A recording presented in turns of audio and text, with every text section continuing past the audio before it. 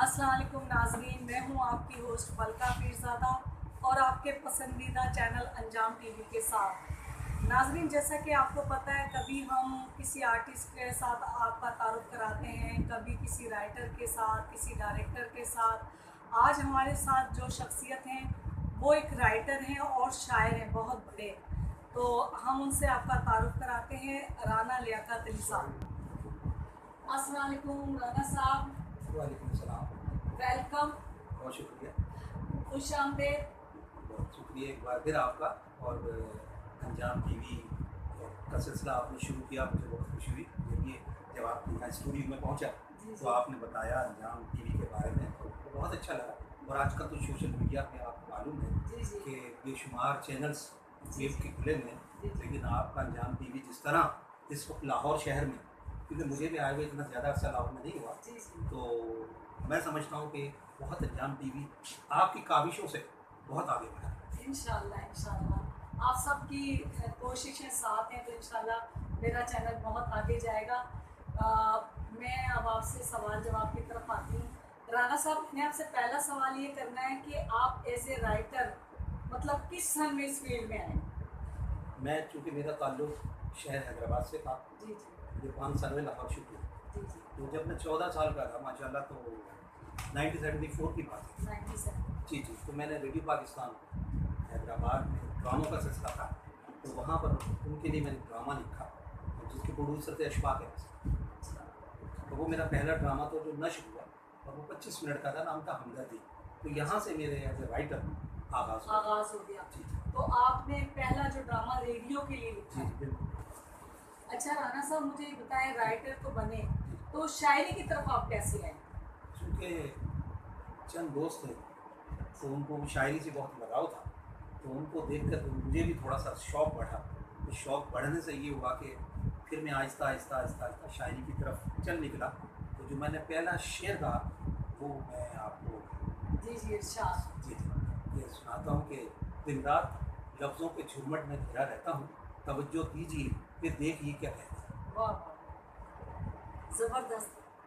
फिर यूँ बहुत अच्छे। सिलसिला चलता रहा। फिर मैंने गज़ल लिखी कि सूरज की किरण डूबी और शाम चली आई, सड़कों पे निकल आई खुलकर मेरी तन्हाई, कोशिश तो बहुत की थी नाकाम नसीबों ने, हर बार मेरी कश्ती साहिल से पलट। वाह वाह, क्या बात है, जबरदस्त। अच्छा राना साहब, शेर व शायरी भी करते रहे, एज ए राइटर भी काम करते जी रहे, तो मैं दूसरी तरफ बाद में आऊँगी। पहले मुझे बताएं, एज ए राइटर बनने का शौक क्यों और कैसे पैदा हुआ? ये शौक़ चूँकि मेरी मदर ज़्यादा नॉवेल्स पढ़ा करती थी, जी जी वो तो उनका मुताला वो ज़्यादा था, तो उनको देख कर ये, मैं उस वक्त 10 साल का था, तो मेरी मदर मदर अक्सर जो है वो रज़िया बट के नावल वो मुझसे कहती थी कि लेकर आओ, तो मैं परचेज़ करके लाया करता था। कि 70 की बात कर रहा हूँ। अच्छा तो ज़ेबुन्नसा एक रिसाला आता था ख़वातीन के लिए, अच्छा वो लाता था। जी जी। एक सलाम अर्ज़ आदाब अर्ज़, ये लाहौर से ही शाया हुआ करते थे, अच्छा ये मैं ख़रीद के ला के दिया करता। तो इस तरह फिर मुझे मदर कहा करती थी कि आप मुताला करें, शायद आपके इल्म में इजाफ़ा हो। ये हकीकत है कि इल्म में बहुत इजाफ़ा हुआ। और ये भी आपको बता दूँ कि रेडियो तक पहुँचने के लिए मुताले का होना बहुत ज़रूरी है, और अगर मुताले का फुक़दान होगा तो आप कभी भी कामयाब नहीं हो सकते। हाँ। फिर जब ये वालदा के उस पे आप मुताला करते रहे, फिर आपके दिल में आया कि मैं क्यों ना लिखूं? हाँ, काम ऐसे ही आया होगा ना जी, जी, दिल में? बिल्कुल ऐसे ही आया। फिर हमारे दोस्त तारिक दाऊद, वो अच्छा। चूँकि ड्रामे लिखा करते थे बहुत ज़्यादा, तो उनको देख कर फिर मेरा भी शौक़ बढ़ा। तो इस तरह फिर मैंने भी ड्रामा लिखना शुरू किया, या रेडियो पर ज़्यादा। अच्छा, तो पहले ड्रामे का नाम आपका? जी हाँ, पहला जो ड्रामा था वो हमदर्दी था, और उनके प्रोड्यूसर अशफाक अहमद थे, जो रेडियो पाकिस्तान हैदराबाद में प्रोड्यूसर। अच्छा, जब पहला ड्रामा आप लिखकर लेकर गए तो बगैर किसी उस्ताद के? अब अगर उस्ताद की इसमें कोई शुबा नहीं, वो मेरी अपनी ज़हानत, अपनी लियाकत, हाँ, और उसमें अल्लाह ताला ने मुझे कामयाब किया। Very good very good.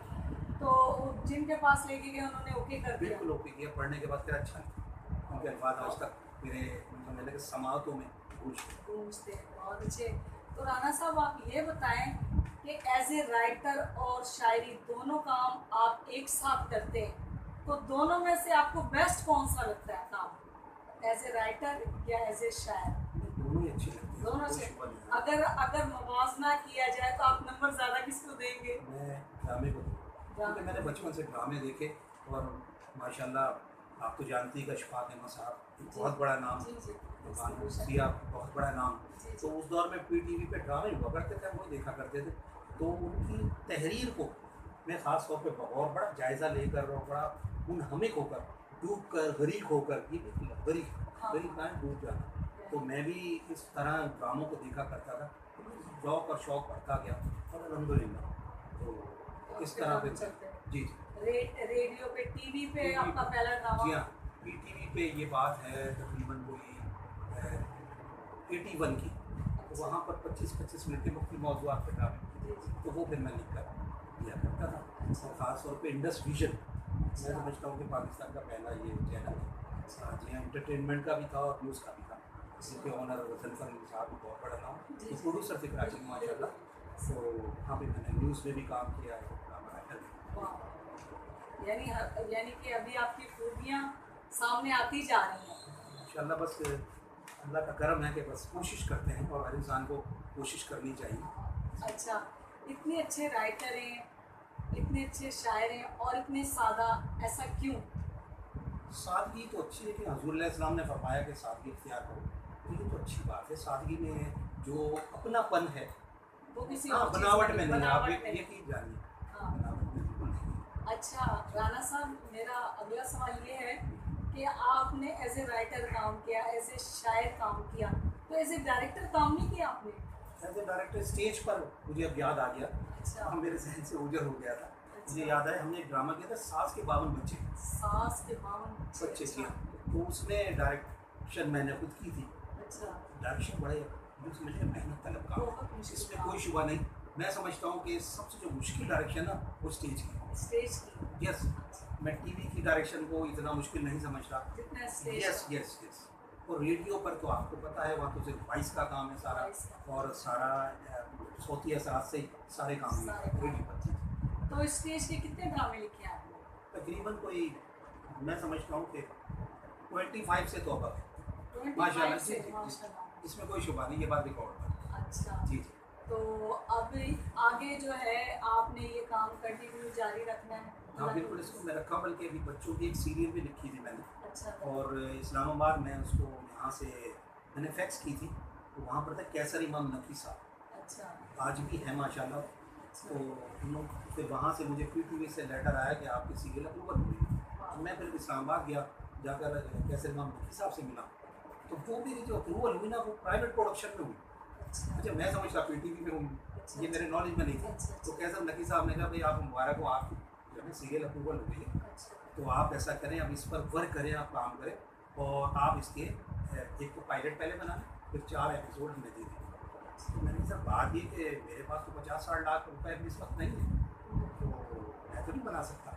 तो उन्होंने खैर हेल्प करने की कोशिश की कि लाहौर से हम आपको डायरेक्टर भी देंगे, क्योंकि बच्चों के सीरियल में आपको पता है कि बड़ी मुश्किलात आती हैं। हाँ जी उसमें ज़ाहिर है जिन्नात का भी जिक्र है, उनको फिर उड़ाना है, मुख्तलिफ औकात में मुख्तलिफ काम होते हैं, तो ज़रा डिफ़िकल्ट है। तो उन्होंने कहा ये भी आपकी मदद करें। तो फिर चूँकि मेरे पास इतना अमाउंट नहीं था, तो मैं फिर इसलिए सीरियल को नहीं बना सका। तो इस तरह वो फिलहाल लिखी हुई है मेरे पास। और एक मैंने और कॉमेडी लिखी है, Hollywood Hollywood Hollywood Hollywood Lollywood, अच्छा हॉलीवुड हॉलीवुड मैंने लिखी है। तो उसमें मैंने स्टेज लिखा है, स्टेज प्रोग्राम लिखा है, कॉमेडी है उसके अंदर। तो उसमें मैंने दिखाने की कोशिश की है हॉलीवुड में कि इंसान कितना झूठ बोलता है, और झूठ का अंजाम आपको पता है कुछ भी नहीं होता, ज़ीरो होता है। तो जो कुछ वो बोलते हैं उस प्रोग्राम में मुख्तलिफ मौज़ूआत पर, तो उसका खाली ही होता है, हॉलीवुड पे होता है, ज़ीरो होता है, कुछ भी नहीं होता। तो इसमें मैसेज है हॉलीवुड। नाज़रीन, बहुत अच्छी बात की राना साहब ने कि हॉलीवुड, झूठ से खाली ही खाली इंसान दिखता है, भर नहीं सकता। बिल्कुल आपने बताया।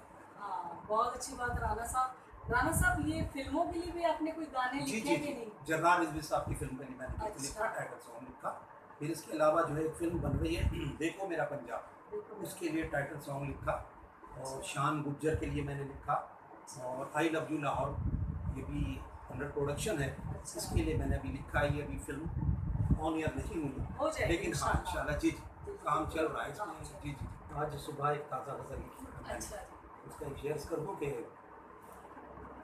बादल के बरसने का कुछ, बादल। बादल के बरसने का कोई तो सबक होगा, बादल के बरसने का कोई तो सबक होगा, वो आएंगे कब मिलने, तब ऐसा मज़ा।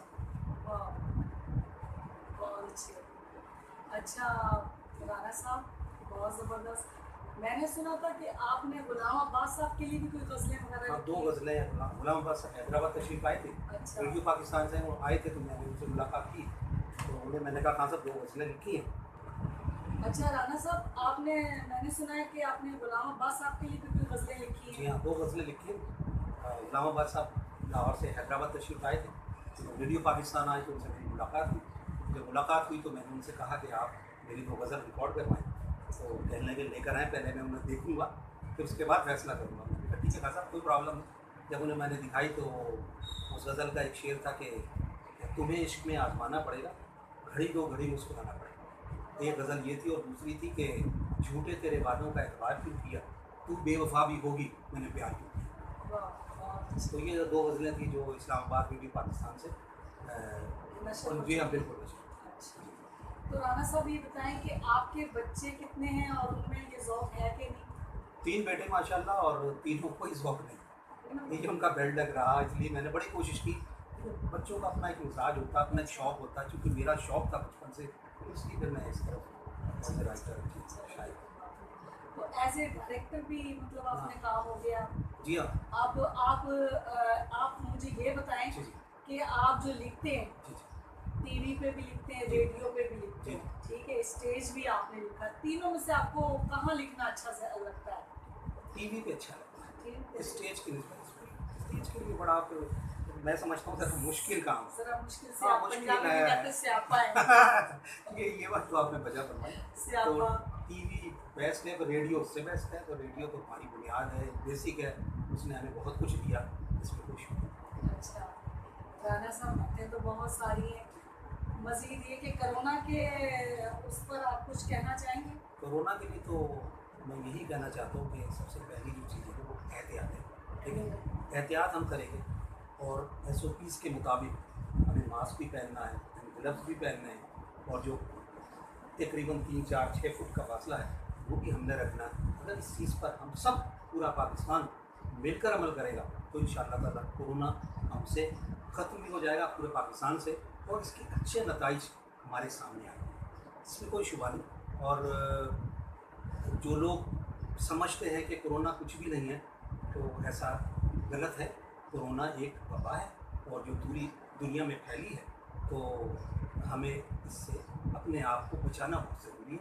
उसके बचने के लिए मैंने अभी कोर्स किया, SOPs, यस वो हम करेंगे तो इंशाअल्लाह ताला बिल्कुल कोरोना जो है ना वो ख़त्म होता चला जाए। वो अल्लाह का शुक्र है, अभी लाहौर में पहले से फ़र्क पड़ा, ये तो हम नोट कर रहे हैं, इसमें कोई शक नहीं। अच्छा, फिल्म इंडस्ट्री का जो हाल है इसके बारे में आप क्या कहें? हाँ, फिल्म इंडस्ट्रीज़ के लिए बदनसीबी मैं कहूँगा कि आप यकीन जानिए कि जब मैं गीत लिखने जाया करता था, अभी तो नहीं जा रहा, तो देख कर बड़ा दुख होता था। एक दौर में मुझे याद है 1990, 91, 92, 93 इस दौरान में आया, तो लियाकत चौधरी जो थे डांस डायरेक्टर थे, वो मेरे दोस्त बन गए। अच्छा, तो फिर अक्सर वो मुझे शूट पे ले जाया करते थे। तो मुझे अभी तक याद है, एक फ़िल्म थी चांदनी में भी, तो उसमें वो मुझे लेकर गए शबाब स्टूडियो।